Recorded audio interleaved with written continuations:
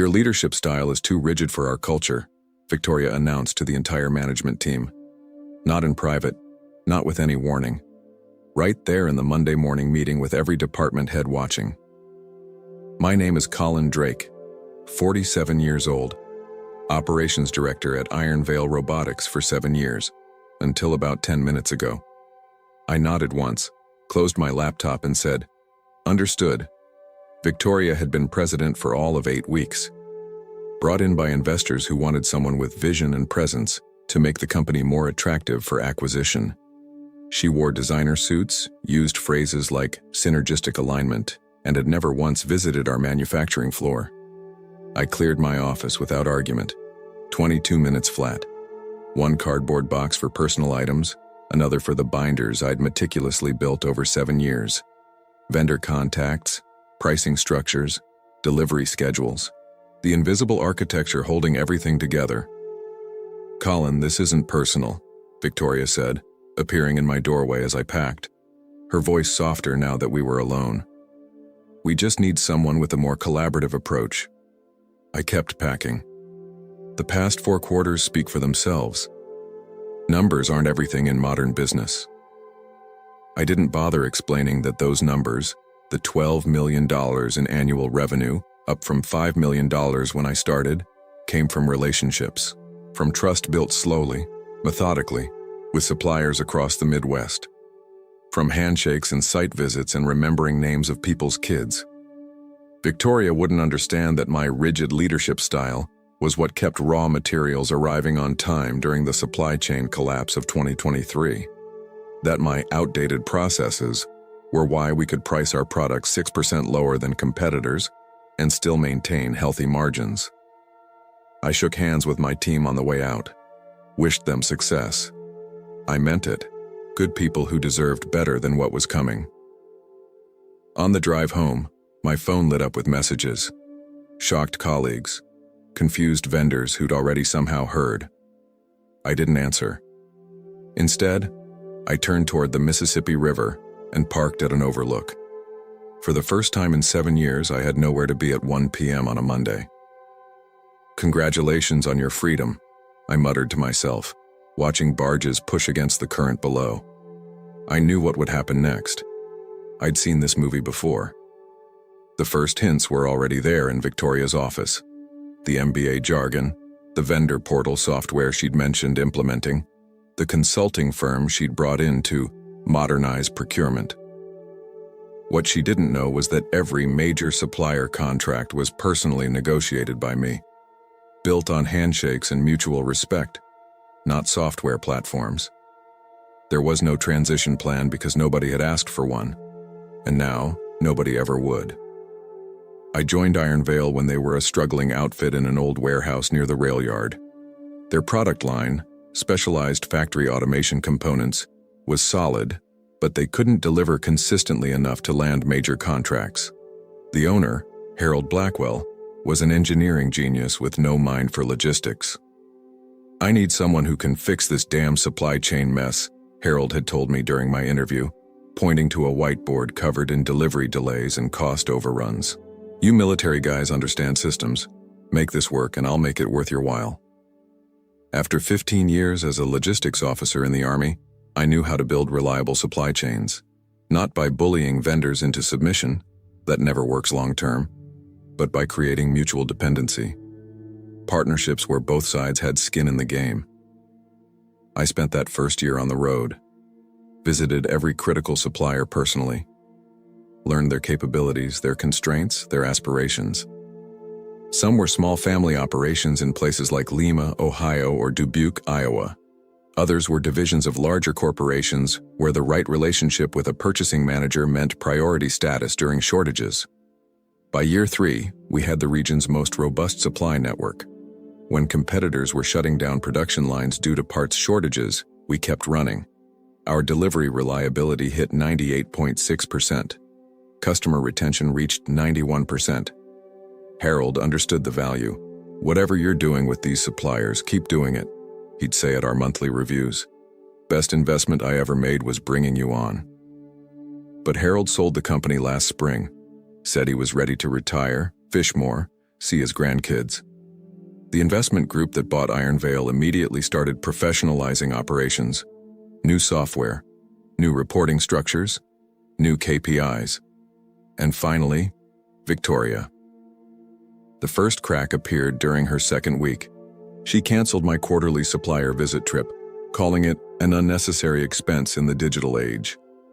The second came during a strategy meeting where she dismissed my concerns about changing payment terms with key vendors. "They'll adjust," she said confidently. "We're too important to them."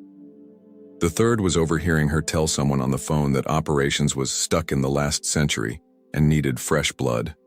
I could have fought harder, could have explained that our success was built on precisely the old-school approach she was dismantling, that our suppliers worked with us because of trust, not just transactions. But I recognized the pattern. I'd seen it in the military too. New leadership determined to make their mark by changing what already works. So I started making copies of my contact lists, backing up my notes, preparing for the inevitable. When it came, the only surprise was the public nature of my dismissal. 3 days after my firing, Thomas Franklin called, chief engineer at Falwyn Security, one of our biggest customers. "Heard what happened," he said. "Their loss. Listen, you free for lunch? No agenda, just two old guys complaining about the world." We met at a steakhouse downtown. Thomas was pushing 60, with the weathered hands of someone who'd spent decades building things before moving into management. "So what's next for Colin Drake?" he asked after we ordered. "Taking some time, evaluating options." Thomas nodded. "Heard from anyone at Iron Vale?" Radio silence. "Not surprised. Victoria's already making waves. Announced a new vendor management system yesterday. Mandatory for all suppliers." He studied my face. "You didn't set that up, did you?" "No. All our vendor relationships were personal. Direct lines of communication. Real people solving real problems. That's what I figured." Thomas leaned forward. "Look, Colin, I'm going to be straight with you. We're already seeing delays from Iron Vale. Nothing major yet, but the warning signs are there. Your replacement is some kid from business school who talks about strategic procurement, but doesn't know the difference between grade 5 and grade 8 fasteners." I took a sip of water, trying to mask my reaction. It was happening faster than I'd expected. "Not your problem anymore," Thomas continued. "But here's what is interesting. Wyston Bioworks is looking for someone to overhaul their operations. Their CEO, Julia Winters, is an old friend. When I heard what happened to you, I mentioned your name. I appreciate that, but she wants to meet you. They're expanding, and their current setup can't handle the growth. Sound familiar?" It did. Exactly like Iron Vale 7 years ago. As we finished lunch, my phone buzzed. A text from Harold, my old boss. "Just heard. What the hell were they thinking? Call me." On the drive home, I felt something shift inside me. Not anger. I was past that. Something colder, more calculated. Victoria had made a critical error. She'd assumed the systems I built were transferable, that relationships could be managed through software and form emails, that suppliers would stick with Iron Vale out of inertia or necessity. She didn't understand that I'd structured every major contract to require personal renegotiation annually. No auto-renewals, no standard terms, each one customized, with me as the point of contact. It wasn't sabotage, it was how I'd always operated. Personal accountability built into the system, my system. That evening I received my first email from Iron Vale since the firing. Not from Victoria, but from purchasing. Urgent. Need vendor contact information for Midwest Precision. Their representative says they only deal with Colin Drake. I didn't reply. Instead, I called Harold back. Then Julia Winters at Wyston Bioworks. Then 3 other companies who'd tried to hire me away over the years. By Friday, I had 4 solid offers. By Monday, I'd made my decision.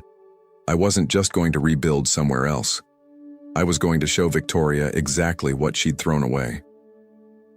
2 weeks after my firing, I accepted the Chief Operations Officer position at Wyston Bioworks. They manufactured specialized laboratory equipment, different products from Iron Vale but similar supply chain challenges. Julia Winters, their CEO, gave me full authority to rebuild their operations from the ground up. "We need what you built at Iron Vale," she said during our final interview. "Our growth is outpacing our infrastructure. Fix it, and there's equity in it for you." I spent my first day walking the floor talking to line workers, getting the unfiltered truth about what worked and what didn't. By day 3, I had identified their critical weaknesses: unreliable component deliveries, quality inconsistencies from key suppliers, and wasteful inventory practices. That Friday, my personal phone rang. Victoria Lang's name lit up the screen. I let it go to voicemail. Her message was polite but tense. "Colin, hope you're well. We're having some challenges with supplier transitions. Wondering if you might be available for a brief consultation? Compensated, of course." I didn't call back. Monday morning, my administrative assistant forwarded an email that had come through Wystan's general contact form. "Urgent request from Victoria Lang, president of Iron Vale Robotics." I deleted it without reading further. By Wednesday, she was calling my personal phone every few hours. I blocked her number. On Thursday, she showed up at Wystan's reception area. "Mr. Drake is in meetings all day," the receptionist told her, following my standing instructions for any Iron Vale visitors. "Tell him it's urgent," Victoria insisted. "We have a major production delay that's about to cost us millions." I watched through the security feed from my office as she waited for 30 minutes before leaving, her perfect composure finally cracking. That afternoon, I received a detailed email from Brian Cooper, my former assistant at Iron Vale. We'd stayed in touch, and he'd become my eyes and ears inside the company. "Complete chaos," he wrote. "Midwest Precision raised prices 15% on the new contract. Volare Components pushed delivery dates out 6 weeks. 3 other vendors have capacity issues that mysteriously only affect Iron Vale orders. Victoria's called 4 emergency management meetings this week alone." I hadn't asked these vendors to punish Iron Vale. I hadn't needed to. They'd seen how I was treated and drawn their own conclusions about the new leadership. Some had worked with me for years, across multiple companies. They knew who kept promises and who didn't. The next morning, Harold Blackwell called. "The board is starting to ask questions," he said. Harold had kept a 15% stake in Iron Vale after selling. "Victoria's blaming vendor hostility for the delays. Says you poisoned the well on your way out." "I've had 0 contact with any Iron Vale vendors since I left," I replied truthfully. "I believe you. But she's convinced herself she's the victim here." Harold paused. "They lost the Braxton contract yesterday. Couldn't guarantee delivery dates. Braxton Industries. A client I'd personally cultivated for 3 years before they finally signed on. One of Iron Vale's largest accounts." "Not my concern anymore," I said. "Of course not," Harold agreed. "By the way, how's the new gig?" "Different challenges, similar solutions." I hesitated. "I might need to bring on some additional manufacturing capacity soon. Know anyone looking to sublease factory space?" Harold chuckled. "Funny you should ask. I might have some leverage to help with that very soon." A week later, I received a formal letter from Iron Vale's legal department, claiming I had violated non-solicitation agreements by interfering with their vendor relationships. I forwarded it to Julia's legal team without comment.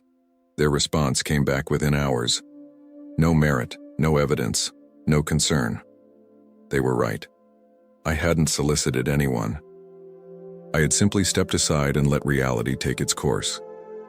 That night, I slept better than I had in months. A month into my new role at Wystan, I received a message on LinkedIn from Eleanor Hayes, Iron Vale's head of finance. We'd worked well together during my time there, both of us detail-oriented, process-driven professionals who preferred results over politics. "Can we meet?" was all she wrote. We chose a coffee shop halfway between our offices. Eleanor looked exhausted, the kind of bone-deep fatigue that comes from fighting unwinnable battles. "They're blaming you for everything," she said after we sat down. "The vendor issues, the production delays, the lost contracts. Victoria's built this narrative that you sabotaged the company on your way out." I stirred my coffee. That would require planning I didn't have time for, given the 10-minute notice of my termination. I know. But here's what you don't know. Eleanor lowered her voice. Victoria was brought in specifically to cut costs and prep the company for a quick flip. The investors want to sell within 18 months. They need to show consistent 20% margins.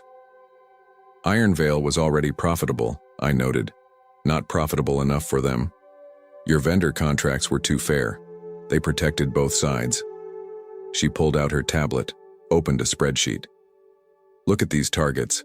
They need to squeeze an additional 12% out of the supply chain. I studied the numbers. Impossible without gutting quality or shifting to overseas suppliers, which would create months of production gaps and destroy the company's reputation for reliability. There's more, Eleanor continued. Victoria didn't fire you because of your leadership style. She fired you because you were the only one who would have challenged these targets. The rest of us were kept in the dark until after you were gone. That's why it was so public, I realized. A warning to everyone else.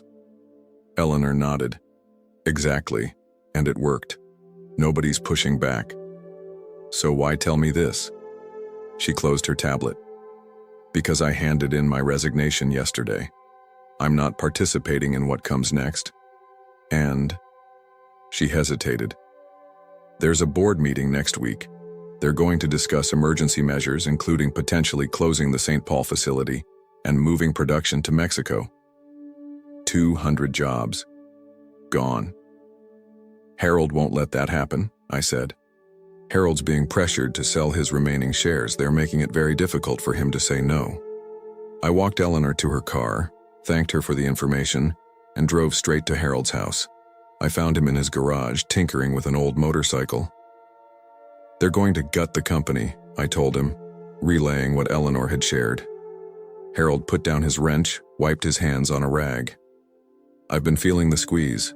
Bastards want my shares at 10% below what they're worth. Don't sell. Easy for you to say.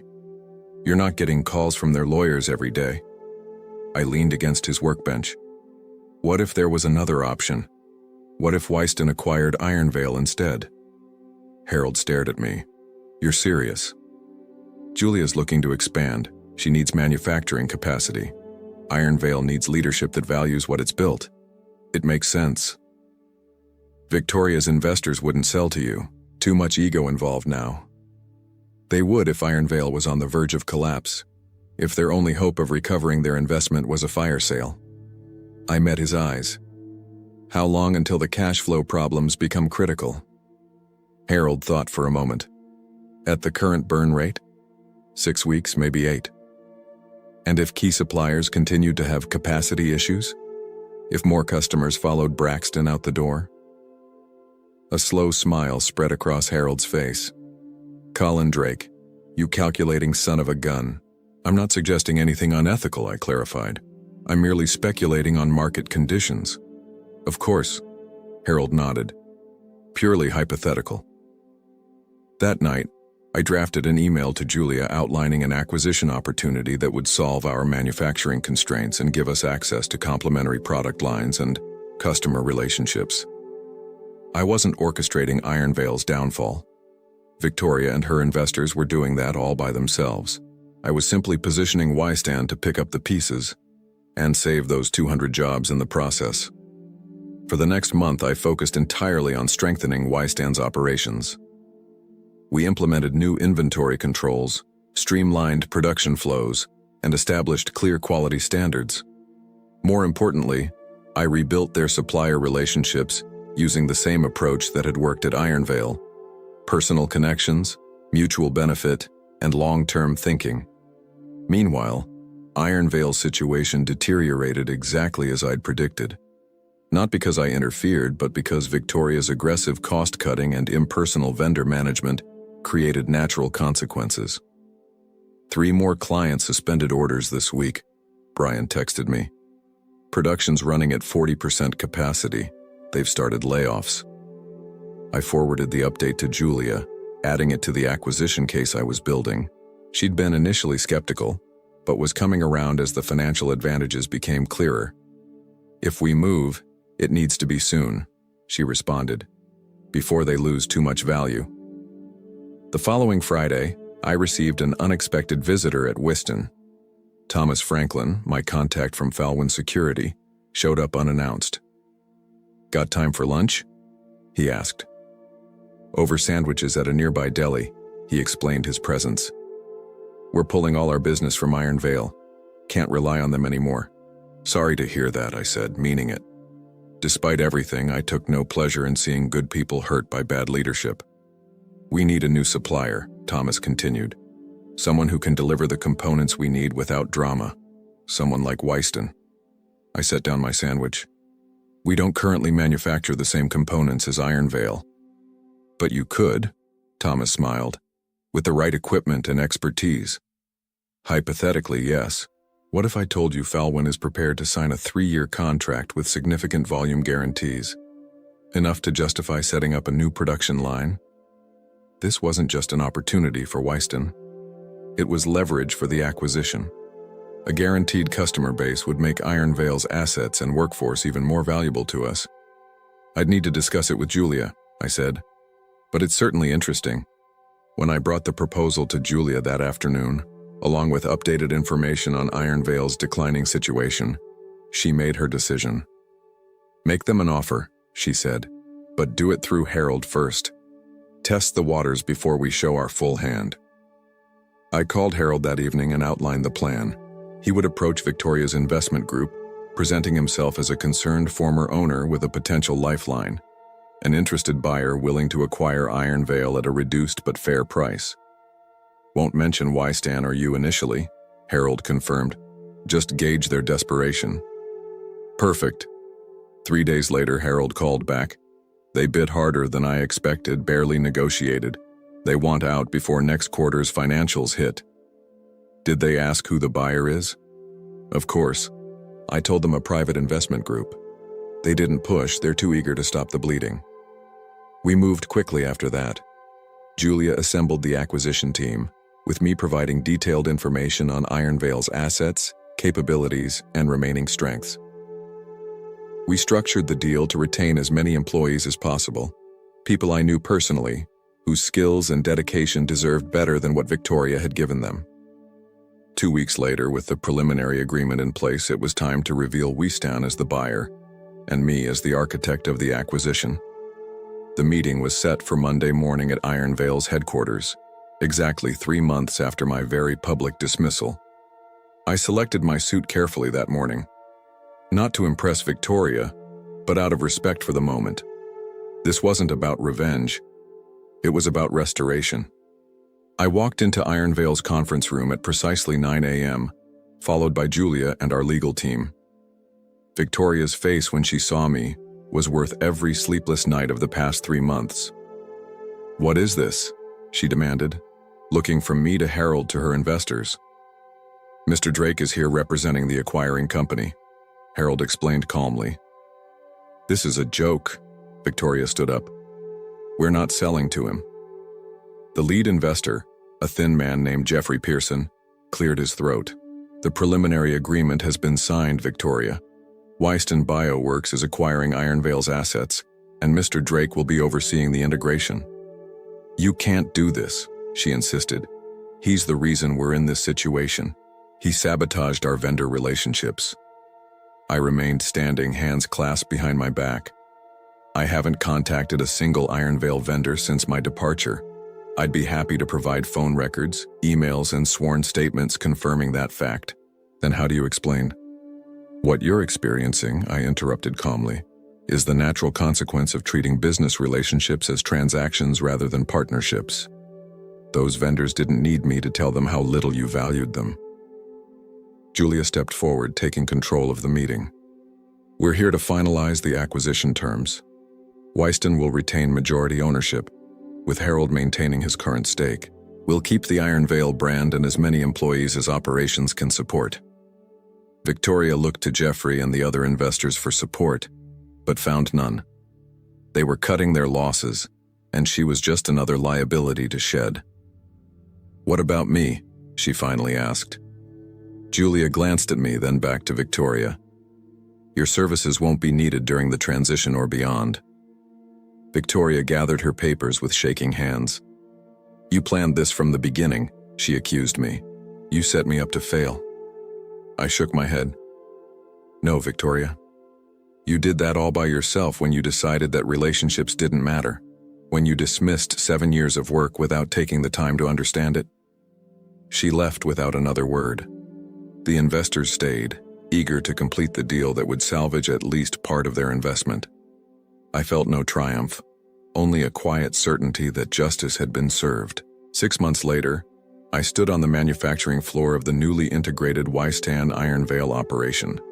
We'd kept 185 of the original 200 jobs, consolidated administrative functions, and expanded production capabilities. Most importantly, we'd rebuilt the vendor relationships that had made Iron Vale successful in the first place. It took time, trust, and transparency, explaining our vision, honoring past commitments, and creating new partnerships built on mutual respect. The combined company was on track to hit $20 million in annual revenue, nearly double what Iron Vale had achieved at its peak. Julia had made good on her equity promise, making me a minority owner with real skin in the game. As I completed my daily walkthrough, Brian, now our production manager, approached with a tablet. "Midwest Precision just confirmed the new delivery schedule," he reported. "And Valeri Components agreed to the quality improvement program, said they appreciate the return to the old way of doing business. Good. Let's visit them both next month. See the improvements firsthand." Brian nodded. "By the way, heard anything about Victoria? Consulting for a private equity firm in Chicago, last I heard. Think she learned anything from all this?" I considered the question as we walked past workers assembling laboratory equipment alongside robotics components, the integrated product lines that gave us our competitive edge. "Probably not the right lesson," I finally answered. "People rarely do." That evening I stayed late, reviewing plans for our next expansion. Harold stopped by on his way out, a fishing trip planned for the weekend. "You proved your point," he said, leaning against my office doorway. "Built it back better than before." "Wasn't about proving a point." Harold smiled. "Sure, Colin. Whatever helps you sleep at night." I returned to my paperwork after he left, but my mind drifted to that day by the Mississippi, when I sat watching barges fight the current. Sometimes, going with the flow isn't the answer. Sometimes you have to push back, not with anger or vengeance, but with quiet determination. I hadn't set out to destroy Victoria or to take over Iron Vale. I'd simply refused to let good work be undone by someone who couldn't see its value. That was revenge enough.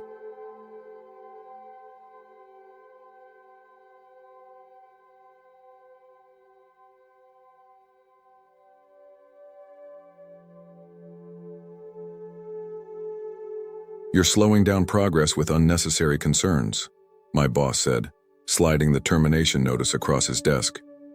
"We need people who prioritize deadlines." My name is Wade Connolly. At 51, I've spent 3 decades on construction sites across Billings, Montana. I started as a laborer and worked my way up to site supervisor at Driftline Construction. I know the rhythm of a job site, the sound of a properly running generator, the sight of a level foundation, the feel of correctly tensioned cables. More importantly, I know when something's wrong.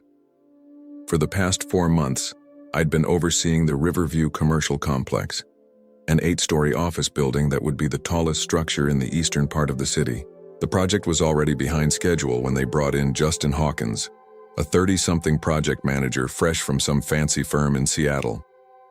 His first day on site, he walked around with a tablet, tapping notes without once putting his hands on any materials or speaking to the crew beyond quick introductions. "These temporary supports don't match the specs," I'd told him last week, pointing to the inadequate bracing on the 3rd floor. "We need to reinforce them before we continue upward." "The engineering team signed off on the current arrangement," he'd replied, without looking up from his tablet, "moving forward as planned." I documented it, like I did with everything. Photos, notes, emails. Some might call it covering my ass. I called it doing my job. Now, sitting in the site trailer, I watched Justin wait for an explosion that wasn't coming. Men like him expected men like me to shout, to throw things, to make a scene when cornered. I simply nodded once and collected my hard hat. "I'll clear out my locker," I said. "I've already had your personal items packed," he replied, sliding a cardboard box toward me. "Security will walk you to your truck." Security, like I was some kind of threat. Like 30 years of showing up early and leaving late meant nothing. Like raising legitimate safety concerns made me dangerous. I took the box without checking its contents and followed the nervous young security guard to my truck. A few of the crew members noticed what was happening and stopped working. I gave them a small nod, not of goodbye, but of something else. Something that said, "Watch yourselves." As I pulled away from the site, I caught a glimpse of Justin already talking to my replacement. The man he was speaking with was nodding enthusiastically, probably promising to keep things moving at all costs. It wouldn't be the last they'd see of me, though they didn't know it yet. I'd spent my working life building things that lasted. My father was a carpenter who taught me that shortcuts create weaknesses, and weaknesses eventually fail. "Do it right the first time," he'd say, "even if nobody but you knows the difference." This philosophy had earned me respect from crews and contractors alike. It had also cost me opportunities with companies that prized speed over quality.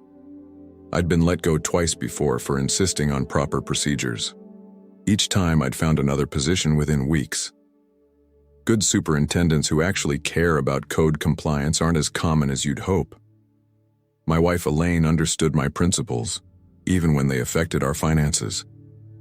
"Your name is on that building as much as the developers," she'd tell me. "You have to sleep at night." Driftline had been different, at least at first. The company founder, Gregory Stein, had built the company on a reputation for quality work. I joined 7 years ago when they were still mid-sized, handling mostly commercial renovations and small-scale developments. Then Gregory retired, his son took over, the company tripled in size, and suddenly hitting deadlines became more important than doing things properly. The Riverview project was their largest yet, and the pressure from above was intense. The first sign of trouble came when they replaced our original project manager, Hank Willis, a seasoned professional I'd worked with for years, with Justin Hawkins.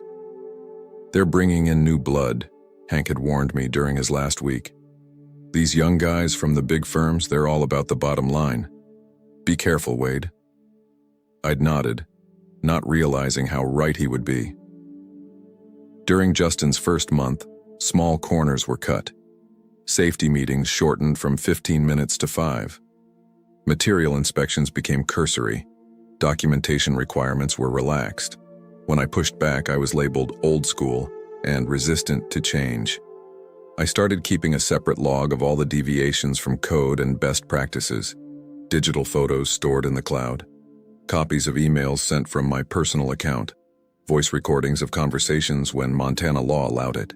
The breaking point came when I discovered they'd substituted lower-grade structural bolts than what the plans called for on the 4th and 5th floors. The difference wouldn't be visible to an inspector without close examination, but in an earthquake or severe wind event, it could mean catastrophic failure.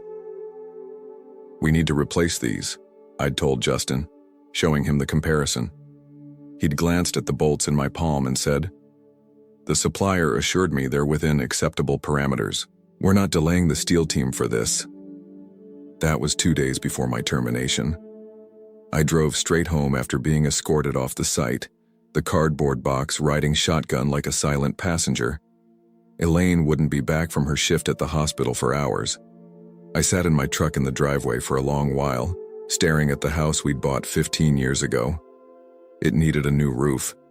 I'd been planning to do it myself this summer. Now I had the time, but potentially not the money. Inside, I set the box on the kitchen table and finally looked through its contents. My thermos, a few reference books, the framed photo of Elaine and me at Glacier National Park.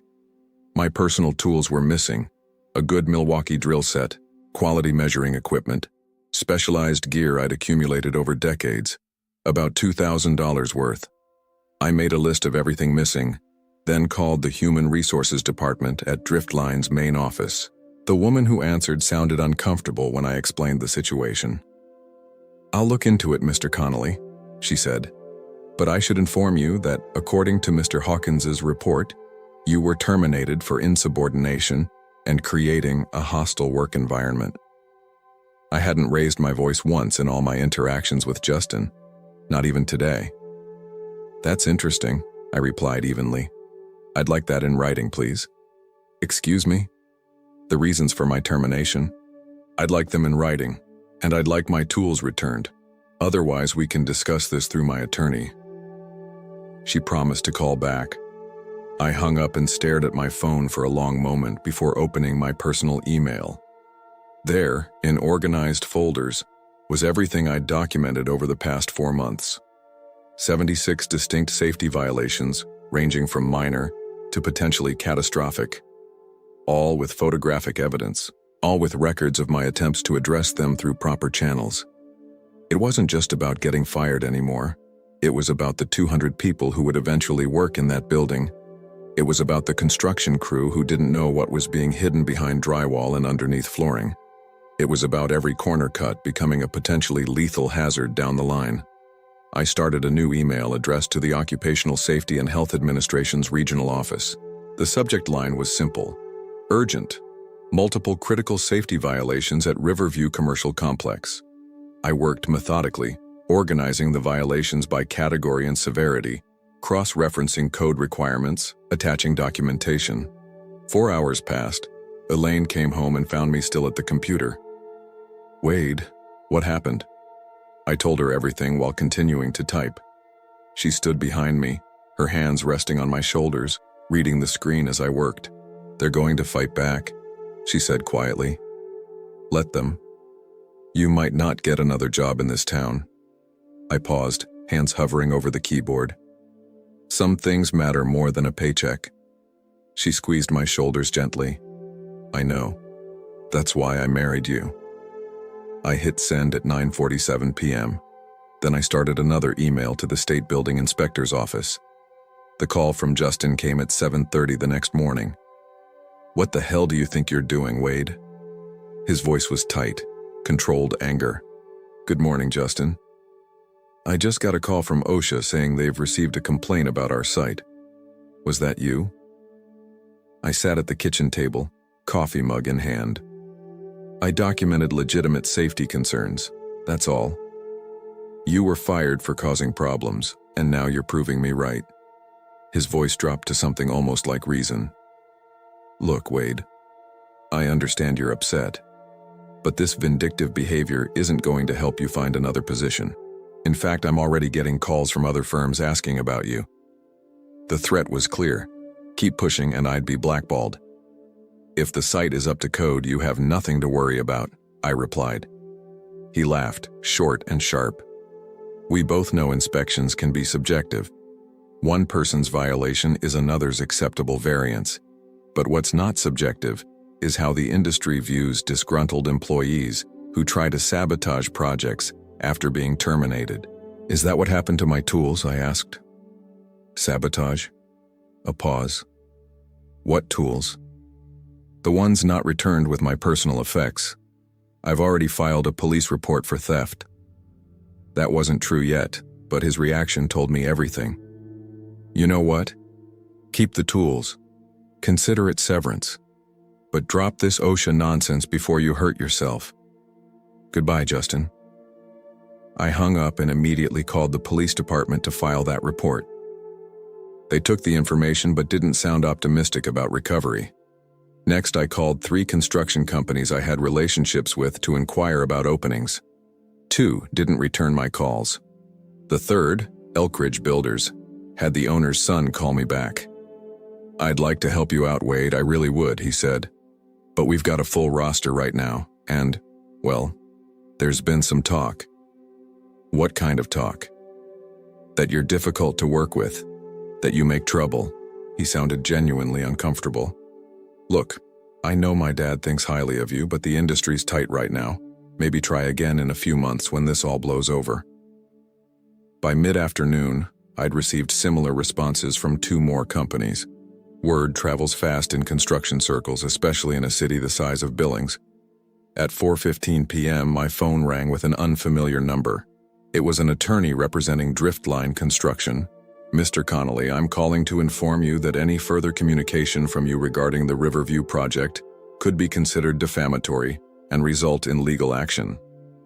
Are you saying the company would sue me for reporting legitimate safety violations to regulatory authorities?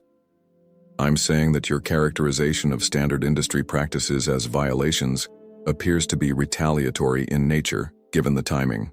Furthermore, you removed confidential project documentation when you left the company, which constitutes theft of intellectual property. I hadn't removed anything. All my documentation had been created on my personal devices and stored in my personal accounts, but they were laying groundwork to discredit me.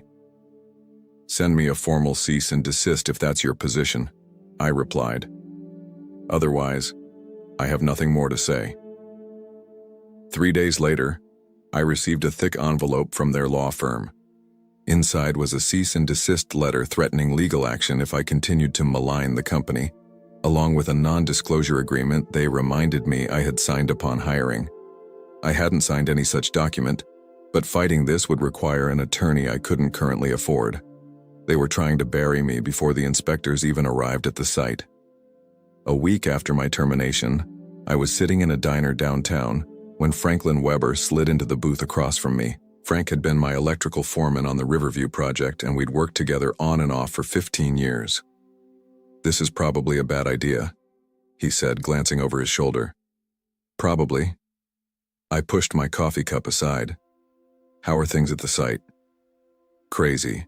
Justin's got everyone working overtime to fix the issues before the OSHA inspection. They've scheduled it for next Monday." I nodded. "They're replacing the bolts? And reinforcing the supports you flagged. But here's the thing, Wade." He leaned forward, lowering his voice. "It goes deeper than what you saw. They've been falsifying materials documentation for months. Remember those concrete samples that failed the strength test back in February?" I remembered. The first pour for the foundation had shown concerning results, but Justin had assured everyone that subsequent tests came back fine. "They never retested," Frank continued. "They just changed the paperwork. Same with the fire rating on some of the materials. The manufacturer sent a notice about a batch being below spec, but it was buried." My stomach tightened. "How do you know this?" "Donna in purchasing. She's been keeping her own records because she was worried about liability. When she heard you got fired, she came to me." He slid a flash drive across the table. Copies of the original documentation versus what was submitted to the inspectors. I stared at the small black device, not reaching for it immediately. "Why are you doing this, Frank? You've got a pension coming in a few years." "My son's firm is going to lease 3 floors in that building when it's done." He met my eyes steadily. "And I was raised to do what's right, same as you." I picked up the flash drive. "They'll figure out where this came from." "Probably. But I'm old enough not to care much anymore." After Frank left, I walked to the public library and used their computer to review the files. What I found was worse than I'd imagined. The documentation showed systematic fraud, not just shortcuts and oversights, but deliberate falsification of safety testing and material quality. This wasn't just about Justin Hawkins. This went up to corporate level, involving purchasing directors and project executives. The Riverview project had been bid too low to win the contract, and now they were making up the difference by using substandard materials. On my way home, I drove past the construction site. The building had reached 6 stories now, its skeletal frame rising against the Montana sky. I thought about all the people who would work there, unaware of what was hidden in the walls and floors beneath them. When I got home, Elaine was waiting with news of her own. "I ran into Vivian Taylor at the hospital today," she said. Vivian was married to a city council member. She mentioned that Driftline made some substantial campaign contributions to the mayor and several council members last year, right before they got fast-tracked approval for the Riverview zoning variance. The pieces were falling into place: political connections, rushed approvals, cut corners, falsified documentation. This wasn't just negligence, it was corruption. I called my contact at OSHA that evening and left a voicemail explaining that I had additional documentation that needed to be reviewed before the inspection. Then I forwarded everything from Frank to both OSHA and the State Building Inspector's office. The next morning, I received an unexpected call from Gregory Stein, the retired founder of Driftline Construction. "We need to talk, Wade," he said, his voice grave. "This goes deeper than you know." I met Gregory at his lakeside home 30 miles outside the city. At 72, he still had the weathered hands and straight posture of a man who'd spent decades on construction sites before moving into management. "I never should have let my son take over," he said as we sat on his deck overlooking the water. "Thomas always cared more about growth than quality, but I never thought he'd go this far." "You know about the falsified documentation?" Gregory nodded. "I've been hearing things from old contacts. When your OSHA complaint hit, several people called me." He took a sip of his coffee. "What you don't know is that Riverview isn't just another project for Driftline. It's the cornerstone of their bid for the new hospital expansion. That's a $100 million contract." I understood now why they'd reacted so strongly to my complaint. If OSHA found serious violations at Riverview, they'd lose any chance at the hospital project. "I've been collecting information too," Gregory continued. "Thomas doesn't know I still have access to certain company accounts. I've documented irregular payments to city inspectors, the altered test results, everything." He fixed me with a steady gaze. "I built that company on my reputation. I won't let them destroy it or build death traps with my name attached." We spent 2 hours planning our next steps. Gregory would approach the board of directors with his evidence, forcing internal action. Meanwhile, I would work with OSHA to ensure the inspection was thorough and couldn't be circumvented. The next day, I received a call from a journalist at the Billings Gazette. Somehow, she'd heard about the OSHA complaint. "I'm working on a story about construction safety oversight," she explained. "Your name came up as someone with concerns about the Riverview project." I was careful with my words. "I can confirm that I reported safety issues through proper channels. Beyond that, I can't comment on an ongoing investigation." "We've heard rumors about falsified safety documentation. Can you confirm that?" Someone was leaking information, probably from the city offices. "I would encourage you to request public records related to the project's approvals and inspections. That's all I can say for now." The article ran 3 days later, not naming me directly but mentioning serious allegations from a former site supervisor regarding structural integrity and documentation practices. By that afternoon, the mayor's office had issued a statement expressing full confidence in the city's building inspection process and promising transparent cooperation with regulatory authorities. The next morning, I got a text from Frank. "OSHA here now. Not scheduled inspection. Multiple inspectors." I smiled. The article had accelerated things. 2 hours later, Gregory called. "The board has called an emergency meeting for tomorrow. I'm presenting everything." "How's Thomas taking it?" "He doesn't know yet. He's at the site dealing with the OSHA situation." Everything was coming together faster than we'd anticipated.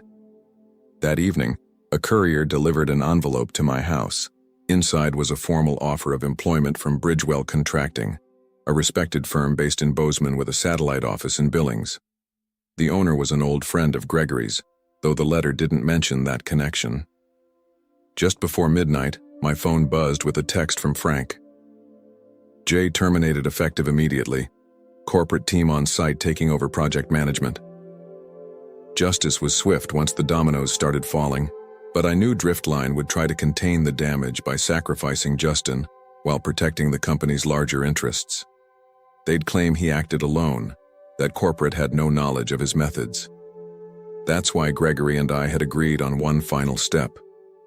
Tomorrow he would provide all his documentation to the State Attorney General's office, along with a formal request for a criminal investigation into corporate fraud. The truth was going to come out. All of it, no matter who it hurt. 3 weeks after my termination, I stood in the back of the county courthouse meeting room as the Montana Department of Labor and Industry announced their findings. Press filled half the seats, with Driftline executives and city officials occupying the front row. Thomas Stein sat stiffly beside the company attorney, his face a mask of professional concern. He'd spent the past 2 weeks positioning himself as the solution rather than the problem, publicly thanking the whistleblowers for bringing isolated incidents of non-compliance to light and promising full cooperation with authorities. The commissioner's voice cut through the murmurs. Following exhaustive investigation, we have identified systematic and deliberate falsification of safety documentation at the Riverview Commercial Complex. The violations are so severe that we are issuing an immediate stop work order on the project. Camera flashes popped as she continued. Additionally, we are recommending criminal charges against 3 Driftline construction executives for knowingly endangering public safety and worker welfare through fraudulent practices. One of those executives was Thomas Stein. I watched as he leaned over to whisper urgently to his attorney. The lawyer shook his head slightly.